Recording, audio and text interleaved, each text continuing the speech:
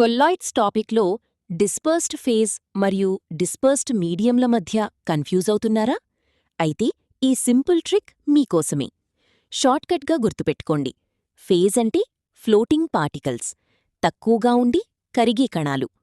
Medium అంటే main material లేదా dominant material, ఎక్కువగా ఉండి కరిగించుకునేది. ఈ 6 రకాల టైప్స్ ఆఫ్ కొల్లాయిడ్స్ని ఎగ్జామ్స్ కోసం ఇప్పుడే నోట్ చేసుకోండి. 1. Aerosol, liquid in gas.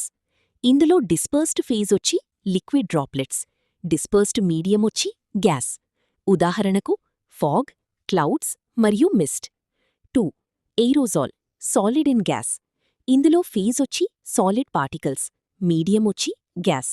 ఉదాహరణకు ఫ్యాక్టరీల పొగ, స్మోక్ మరియు గాలిలోని ధూళి, dust in air. 3. Foam, gas in liquid. ఇందులో phase gas bubbles, medium liquid. ఉదాహరణకు విప్డ్ క్రీమ్ మరియు soap foam. 4. Emulsion, liquid in liquid. ఇక్కడ ఫేజ్ మరియు మీడియం రెండూ లిక్విడ్స్ పరంగానే ఉంటాయి. ఉదాహరణకు మనకి నిత్యం ఉపయోగపడే పాలు, మిల్క్ మరియు వెన్న, బటర్. 5. సాల్, సాలిడ్ ఇన్ లిక్విడ్. ఇందులో phase solid particles, medium liquid. ఉదాహరణకు బురద నీరు, మడీ వాటర్ మరియు paints. 6. Gel, liquid in solid. ఇందులో ఫేజ్ లిక్విడ్, మీడియం సాలిడ్. ఉదాహరణకు జెలటిన్, జున్ను, చీజ్ మరియు మన టూత్ పేస్ట్.